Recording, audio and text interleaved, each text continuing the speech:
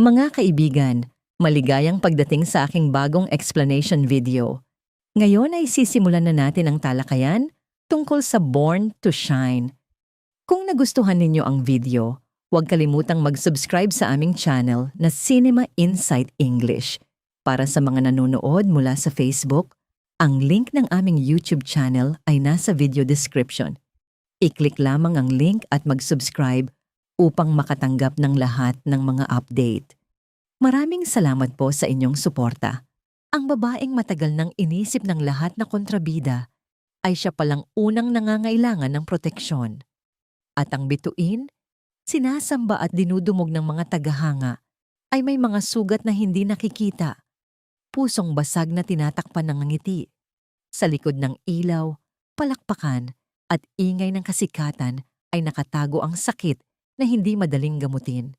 Biglang sumiklab ang kaguluhan sa hanay ng mga tagahanga ni Sidara. Ang dating tinig ng papuri ay naging unos. Sa gitna ng unos ay si Minchi. Sa mata ng mga tagahanga, siya ang anino ng nakaraan ni Dara. Ang babaeng madaling sisihin, ang mukhang hindi nila kayang patawarin. Sa ilang sandali, napalibutan siya. May humihila, may sumisigaw, may nagtangkang manakit. Para siyang ibong nakulong sa bagyo. Walang labasan, walang kanlungan. Nawalan pa ng tinig sa ingay ng karamihan. Sa oras na yon, hindi na si Minchi ang matapang na babaeng kayang harapin ang kontrobersya. Isa na lamang siyang ina, isang babae, takot na masaktan. Ngunit dumating si Dara. Tumayo siya ng matatag sa harap ni Minchi, parang pader. Ang kanyang mukha ay puno ng determinasyon. Ngunit sa kanyang mga mata ay may nakatagong bigat. Inutusan niya ang mga gwardiya na itulak palayo ang mga tagahanga. Sinabi niyang, kung magpapatuloy ito, masisira ang kanilang imahe. Para sa iba, simpleng utos lamang yon. Ngunit para kay Minchi, iyon ay kamay ng proteksyon. Tinitigan niya si Dara ng may pagkagulat. Hindi siya makapaniwala. Ang kanilang relasyon ay basag, puno ng layo at sugat. Ngunit sa sandaling iyon, pinrotektahan siya ni Dara. Dito nagsimulang lumitaw sa mundo ng Born to Shine ang mga pusong basag, sugat na hindi nasabi, at katotohanang matagal nang nakatago sa likod ng ilaw at kasikatan. Bakit ngayon? Bakit sa sandaling walang ibang naglakas loob, si Dara ang nagprotekta kay Minchi? Sa malambot ngunit malinaw na tinig, tinanong ni Dara, "Nasaktan ka ba?" Walang sagot si Minchi, ngunit ang kanyang katahimikan ang tunay na sagot. Sapagkat madalas ang pinakamalalim na sugat ay hindi sa katawan, kundi sa puso. Lalo na kung galing sa taong minsang inakala mong habang buhay na magiging kalaban mo. Sa mga mata ni Minchi ay sumilip ang tanong, "Tunay ka bang kaaway ko? O pareho lang tayong basag ng parehong nakaraan?" Ngunit habang muling bumukas ang lumang sugat ni Dara at Minchi, isang bagong kwento ang nagsimula sa buhay ni Jenny. Bumalik siya sa grupo at sa pagkakataong ito ay mainit siyang sinalubong. Mga ngiti, yakap, pagbati. Tila sinasabi ng lahat na bahagi pa rin siya ng team, gaano man katagal siyang nawala. Lahat ay masaya. Maliban kay Megan, sa kanyang mga mata ay malinaw ang pagkailang. Ang pagbabalik ni Jenny ay nagpasiklab ng takot sa kanyang loob. Takot na muling siya'y matabunan. Takot na mawala ang kanyang halaga. Ito ang pinakamasakit na anyo ng selos, na hindi palaging galing sa galit, kundi sa pakiramdam na hindi sapat. Lumayo si Megan. Umalis siya sa grupo. Dala ang ngingiting hindi na niya kayang pilitin. Sa bawat hakbang, tila sinasabi ng kanyang puso, bakit masaya ang lahat sa pagbabalik niya? Ngunit kapag ako ang narito, laging may kulang. Samantala, pilit na hinahawakan ng grupo ang kasiyahan. Si Yumi at BGYO, musika, tawanan, mga sandaling tila normal muli. Ngunit ang anino ng selos ay hindi madaling mawala.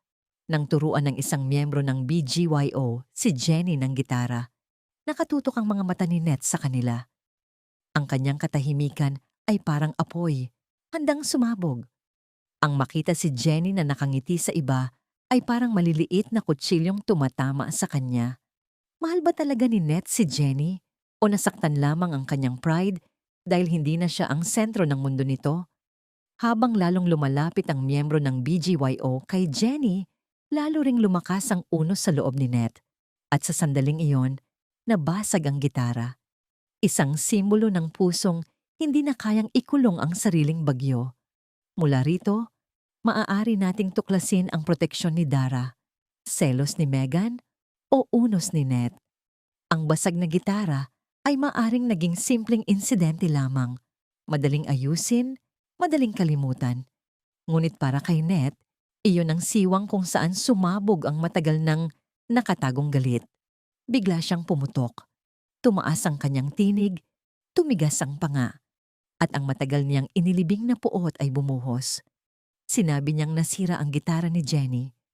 Ngunit higit pa sa instrumento, iyon ay alaala, damdamin, at halaga. Sa katotohanan, hindi ang gitara ang nabasag, kundi ang kontrol ni Net. Nang halos mauwi sa gulo ang sitwasyon, lumapit si Jenny. Hinila niya si Net palayo. Hindi bilang mahina, kundi bilang isang kaluluwang pagod. Pagod sa paulit-ulit na problema. Ang kanyang mga mata ay tila nagsasabing, "Magpakalma ka. Hindi ito ang kailangan natin." Maingat niyang ipinaliwanag kay Net na mali ang kanyang asal, lalo na't sila'y nakikipag-collaborate sa BGYO. Nakakasira ito ng imahe, nakakasama sa grupo. Tumigil si Net. Nag-sorry siya, ngunit sa likod ng paghingi ng tawad ay nanatili ang pagkabalisa. Sapagkat ang galit na pinipigil ay madalas bumabalik, mas malakas kaysa dati. Akala nila, tapos na ang pinakamasama sa gabing iyon. Ngunit biglang dumating ang bagong banta, isang panganib na pumasok mismo sa bahay ni Jenny. Hindi na ito tungkol sa mga sirang bagay. Ito'y tunay na panganib. Susubok kung sino ang mananatili kapag mismong buhay ang nakataya. Sapagkat hindi lahat ng takot ay nagsisimula sa sigaw. Minsan nagsisimula ito sa mahina, ngunit kakaibang tunog. Isang kaluskos sa loob ng bahay, isang galaw na hindi pamilyar. Sa unay tila walang halaga, ngunit binago nito ang tibok ng kanilang mga puso. Naroon ang mga miyembro ng Yumi sa bahay ni Jenny. Pagkatapos ng mahabang araw ng pagod at mga kaganapan, tila payapa ang gabi. Ngunit ang tensyon sa pagitan ni na Jenny at Megan ay hindi pa tapos. Magkasama sila, ngunit hindi ibig sabihin ay nagkasundo na. Sa mga mata ni Megan ay nananatili ang selos. Sa isip ni Jenny ay nananatili ang pag-iingat. Pareho silang gustong magsalita, ngunit takot magsimula. At narinig nila ang kakaibang tunog. Hindi hangin, hindi bagay na nahulog. Tunog ng presensya ng tao. Nagkatinginan sila. Walang salita. Tanging takot na ipinasa sa pamamagitan ng mga mata. Pumasok sila upang hanapin ang pinagmulan. At doon nila natagpuan ang isang silid na magulo. Para bang sinadyang baliktarin ang lahat. Nagkalat ang mga gamit, wala sa tamang lugar. Ang bahay na ilang sandali lang ang nakaraan ay ligtas. Ngayoy pugad ng panganib. At doon nila nakita. May mga lalaking hindi nila kilala ang nakapasok. Hindi na ito tungkol sa fans. Hindi na tungkol sa selos o kasikatan. Ito'y tunay na panganib. Gustong sumigaw ni na Jenny at Megan, ngunit bago pa nila magawa, tinakot sila ng mga lalaki. Sinabi nilang kapag tumawag sila ng tulong, masasaktan sila. Sa sandaling iyon, ang tapang na ipinapakita nila sa entablado, sa harap ng kamera, sa harap ng mga tagahanga, ay natunaw. Si Jenny, na palaging lumalaban para sa kanyang pangarap, ay halos himatayin sa takot. Nanginig ang kanyang mga kamay, nanghina ang kanyang tuhod, bumagal ang kanyang hininga. Si Megan, na madalas magsuot ng maskara ng tapang, ay ngayoy nakaharap sa takot na hindi kayang takpan ng pride. Ngunit sa takot na yon, nagising ang kanyang tunay na sarili. Hindi niya iniwan si Jenny. Dito nagbago ang pananaw natin kay Megan. Oo, siya'y nagselos. Oo, Nasaktan siya sa pagbabalik ni Jenny. Pagbabalik, ngunit ng buhay ang nakataya. Hindi niya pinili ang sariling kaligtasan lamang. Kahit nang alukin siya ng isa sa mga lalaki ng pagkakataong makatakas, matatag niyang sinabi na hindi siya aalis hanggat hindi niya kasama si Jenny. At sa sandaling iyon, nabasag ang unang pader sa pagitan nila. Sapagkat madalas, ang taong akala mong kaaway ay siya palang hahawak sa iyong kamay kapag sobra na ang takot upang ikaw ay makabitaw. Mula rito, maaari nating tuklasin ang pagbagsak ng kontrol ni Ned, tapang ni Jenny o pagbabago ni Megan. Ang balitang lumabas sa labas ay parang apoy na kumalat. Alam na ng grupo ni Yumi, alam na ng BGYO, alam na ni Ned. Ang gabing dapat puno ng musika at kolaborasyon ay napalitan ng takot. Si Ned, na ilang sandali lang ang nakaraan ay naglalagablab sa selos at galit, ngayoy hindi mapakali. Naglakad siya pabalik-balik, para bang gusto niyang sumugod sa loob, kahit alam niyang mas lalo nitong ilalagay sa panganib sina Jenny at Megan. Sa kanyang mga mata ay ibang takot. Takot na mawala si Jenny. Dito naging malinaw ang kaibahan. Ang selos ay makasarili, ngunit ang takot na ito ay galing sa pag-ibig. Magulo, may kapintasan, ngunit tunay na sakit. Totoo bang mahal ni Ned si Jenny? O ngayon lang niya nauunawaan ang tunay na kahulugan ng pag-ibig? Kapag ang takot na mawala ang taong mahal mo ay nakaharap sa iyo. Sa loob ng bahay, nagkalat ang mga gamit, nagulo ang mga kasangkapan, lahat ay senyales ng panganib. Ang tahanang ilang sandali lang, ang nakaraan ay ligtas. Ngayoy silid ng takot. At doon nila nakita, may mga lalaking pumasok. Hindi na ito tungkol sa fans, hindi na tungkol sa selos o kasikatan. Ito'y tunay na panganib. Gustong sumigaw ni na Jenny at Megan, ngunit bago pa nila magawa, tinakot sila ng mga lalaki. Sinabi nilang kapag tumawag sila ng tulong, masasaktan sila. Sa sandaling iyon, ang tapang na ipinapakita nila sa entablado, sa harap ng kamera, sa harap ng mga tagahanga ay natunaw. Si Jenny, na palaging lumalaban para sa kanyang pangarap, ay halos himatayin sa takot. Nanginig ang kanyang mga kamay, nanghina ang kanyang tuhod, bumagal ang kanyang hininga. Si Megan, na madalas magsuot ng maskara ng tapang, ay ngayon nakaharap sa takot na hindi kayang takpan ng pride. Ngunit sa takot na yon, nagising ang kanyang tunay na sarili. Hindi niya iniwan si Jenny. Sa labas, dumating na ang pulisya. Kumalat ang takot. Bawat minuto ay parang isang oras. Nakatayo sina Dara at Minchi, dalawang ina, magkasama, parehong takot. Puno ng luha ang kanilang mga mata. Iisa ang panalangin, pakiusap, huwag saktan ang aming mga anak. Si Dara, sanay sa matitinding emosyon, ay hindi na kayang itago ang kanyang pag-aalala. Si Minchi, dala ang galit, takot at pusong basag, ay may mukha ng bawat pagkakamali. Sa loob, nanginginig sina Jenny at Megan. Hindi nila alam kung makakalabas pa sila. Hindi nila alam kung may biglang mananakit. Bawat minuto ay maaaring magdala ng kalayaan o ng trahedya. Tiningnan ni Megan si Jenny. Sa unang pagkakataon, wala nang selos sa kanyang mga mata.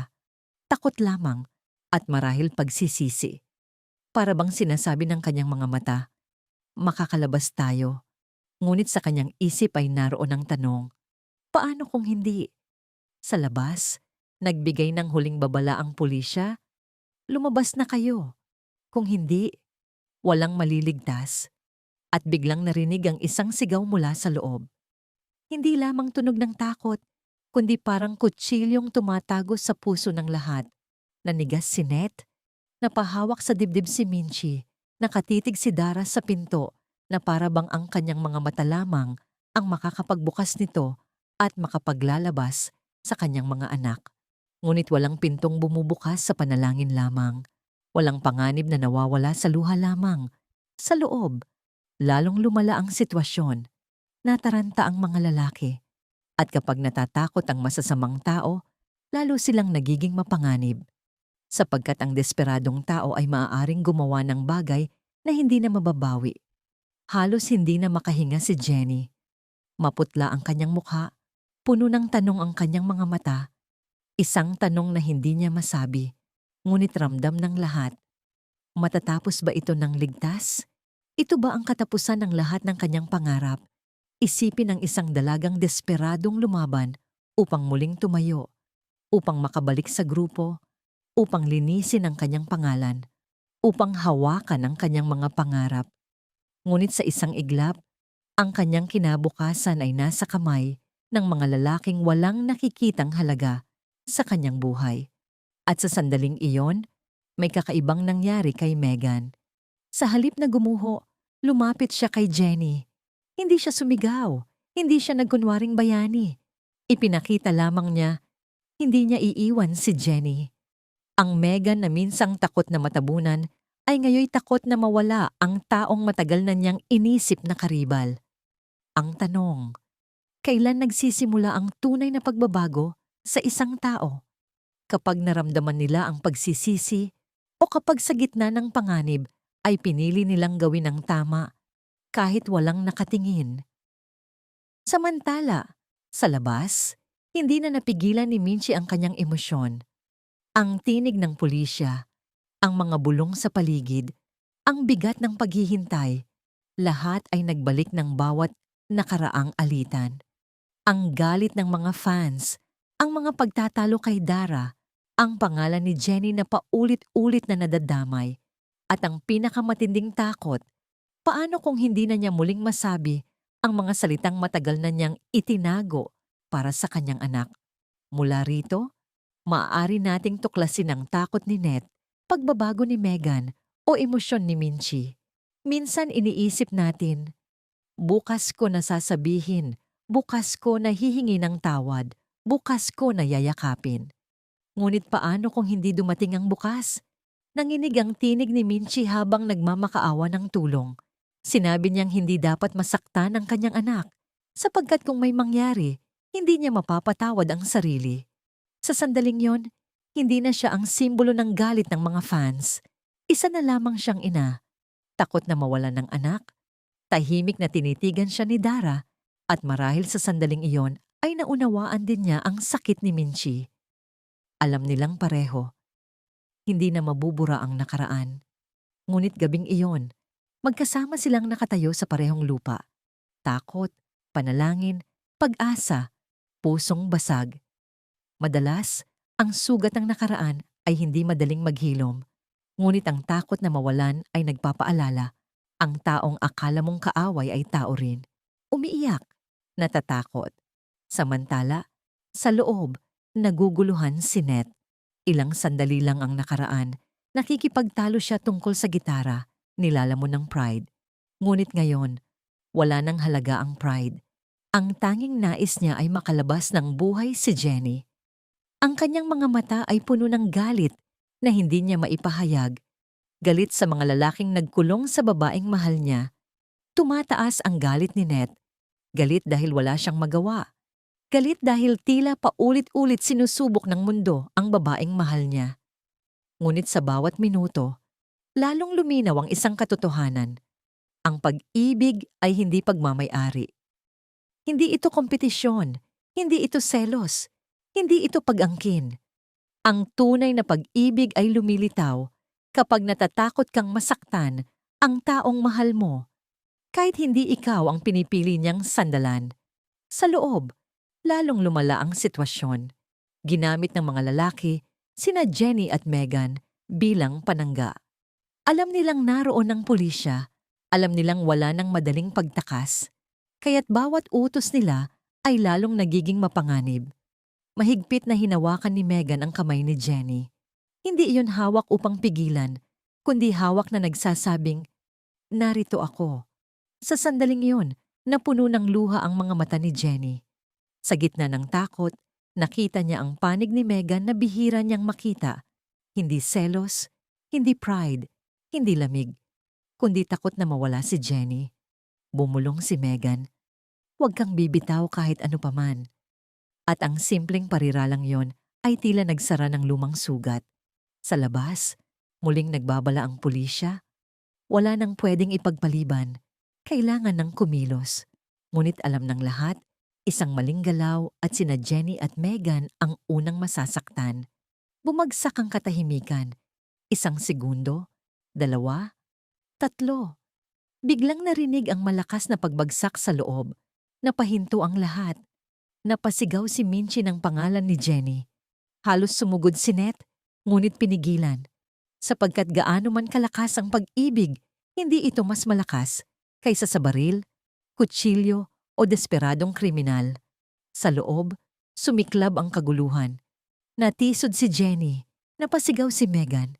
Isa sa mga lalaki ay nawalan ng kontrol. Lalong kumumplikado ang sitwasyon. Ngunit nakita ni Jenny ang pagkakataon. Maliit, mapanganib, ngunit pagkakataon pa rin. Tiningnan niya si Megan. Isang tingin, isang hinga, at pareho nilang naunawaan ang plano. May mga desisyong hindi na kailangan ng salita. Sa dilim, kaguluhan at panganib, sila'y dalawang babaeng matagal nang pinaghiwalay ng selos at sakit. Ngunit sa sandaling iyon, nagkaisa sila sa iisang layunin, kaligtasan. Nanginginig ang kanilang mga kamay, nanlalamig ang kanilang mga katawan. Bawat hakbang ay may dalang panganib. Bawat segundo ay anino ng kamatayan. Ngunit natutunan ni Jenny, ang mga pangarap ay hindi lamang nakukuha sa entablado. Minsan kailangan itong ipaglaban sa mga gabing ninanakaw ng takot ang iyong tinig. At natutunan ni Megan, hindi lahat ng laban ay para sa kasikatan, kagandahan o atensyon. May mga laban na ang ibig sabihin ay, kaya mo bang iligtas ang taong minsang inakala mong karibal? Mula rito, maaari nating palawakin ang pagbabago ni Megan, tapang ni Jenny o panalangin ni Minchie. Sa loob, sumiklab ang kaguluhan. Natisod si Jenny, napasigaw si Megan. Isa sa mga lalaki ay nawalan ng kontrol at lalo pang kumumplikado ang sitwasyon. Ngunit nakita ni Jenny ang pagkakataon. Maliit, mapanganib, ngunit pagkakataon pa rin. Tiningnan niya si Megan. Isang tingin, isang hinga, at pareho nilang naunawaan ang plano. May mga desisyong hindi na kailangan ng salita. Sa dilim, kaguluhan, at panganib, sila'y dalawang babaeng matagal nang pinaghiwalay ng selos at sakit. Ngunit sa sandaling iyon, nagkaisa sila sa iisang layunin, kaligtasan. Nanginginig ang kanilang mga kamay, nanlalamig ang kanilang mga katawan, bawat hakbang ay may dalang panganib, bawat segundo ay anino ng kamatayan. Ngunit natutunan ni Jenny, ang mga pangarap ay hindi lamang nakukuha sa entablado. Minsan kailangan itong ipaglaban sa mga gabing ninanakaw ng takot ang iyong tinig. At natutunan ni Megan, hindi lahat ng laban ay para sa kasikatan, kagandahan o atensyon. May mga laban na ang ibig sabihin ay, kaya mo bang iligtas ang taong minsang inakala mong karibal? Mula rito, maaari nating palawakin ang pagbabago ni Megan, tapang ni Jenny, o panalangin ni Minchie. Sa loob, sumiklab ang kaguluhan. Natisod si Jenny, napasigaw si Megan. Isa sa mga lalaki ay nawalan ng kontrol at lalo pang kumumplikado ang sitwasyon. Ngunit nakita ni Jenny ang pagkakataon. Maliit, mapanganib, ngunit pagkakataon pa rin. Tiningnan niya si Megan. Isang tingin, isang hinga, at pareho nilang naunawaan ang plano. May mga desisyong hindi na kailangan ng salita. Sa dilim, kaguluhan at panganib, sila'y dalawang babaeng matagal nang pinaghiwalay ng selos at sakit. Ngunit sa sandaling iyon, nagkaisa sila sa iisang layunin, kaligtasan. Nanginginig ang kanilang mga kamay, nanlalamig ang kanilang mga katawan. Bawat hakbang ay may dalang panganib, bawat segundo ay anino ng kamatayan. Ngunit natutunan ni Jenny, ang mga pangarap ay hindi lamang nakukuha sa entablado. Minsan, kailangan itong ipaglaban sa mga gabing ninanakaw ng takot ang iyong tinig. At natutunan ni Megan, hindi lahat ng laban ay para sa kasikatan, kagandahan o atensyon. May mga laban na ang ibig sabihin ay, Kaya mo bang iligtas ang taong minsang inakala mong karibal? Ang mga mata ni Jenny ay may dalang titig, hindi galit, hindi lambot. Titig ng isang babaeng dumaan na sa matinding pagsubok at hindi na madaling matinag ng matatamis na salita. Mahal ba niya si Net? Marahil. Ngunit sapat ba ang pag-ibig kung paulit-ulit itong nasasakal ng selos, galit at kawalan ng tiwala? Ang sagot na yon ay hindi pa kayang ibigay ng kanyang puso. Samantala, nanatiling mabigat ang katahimikan sa pagitan ni Dara at Minchi. Pagkatapos ng nangyari, walang madaling pagbabalik. Ngunit may nagbago. Nakita ni Minchi si Dara habang siya'y bumabagsak sa galit ng mga fans. Nakita ni Dara si Minchi habang siya'y nanginginig bilang isang ina sa takot. At marahil sa unang pagkakataon, hindi na nila nakita ang isa't isa bilang sugat ng nakaraan, kundi bilang dalawang babae na ang buhay ay nilaro ng sakit, reputasyon, at mga lihim na hindi nasabi. Ngunit hindi ibig sabihin, tapos na ang laban. Ang nangyari sa bahay ni Jenny ay hindi karaniwang insidente. Sa likod nito ay mas malalim na dahilan. Ang karahasan ng ilang fans, mga isyong nagpasiklab ng apoy, at mga pangalang nadamay nang hindi makatarungan. Kahit umiiyak si Minchi sa takot, naramdaman niya, hindi pa tapos ang parusa ng nakaraan. Sa kanilang mundo'y may mga katotohanang nakatago pa rin. At kung isang iskandalo ay kayang magdala ng panganib sa bahay ni Jenny, ano pa ang mangyayari kung lumaki ang apoy? Ang huling titig ni Minchi kay Dara ay may dalang tanong. Handa ba silang harapin ang buong katotohanan? O pipiliin pa rin ba nilang protektahan ang mga lihim na unti-unting sumisira sa buhay ng kanilang mga anak? Para kay Jenny, ang gabing iyon ay hindi lamang gabi ng takot. Ito ang gabing nakita niya kung sino ang tumakas, sino ang nanatili, sino ang nagsisi, at sino ang handang lumaban sa kanyang tabi.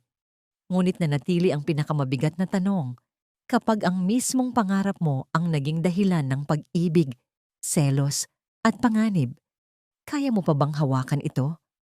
Kung ikaw si Jenny, mapapatawad mo ba si Megan? Kung ikaw si Minchi, mapapatawad mo ba ang sarili kapag muntik nang masaktan ang iyong anak dahil sa mga pagkakamali ng nakaraan?